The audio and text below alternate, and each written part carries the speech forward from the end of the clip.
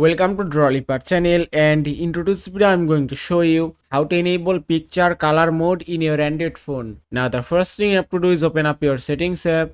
Now from here scroll all the way down. Now to enable picture color mode option, at first you have to enable developer options in your phone. So just go to about phone and then scroll down and go to software information.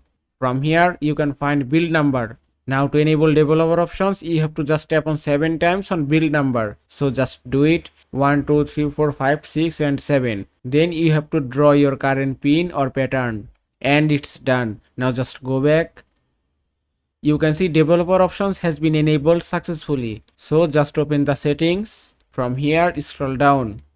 And that's it. Now here you can see picture color mode option. So just tap here to enable it.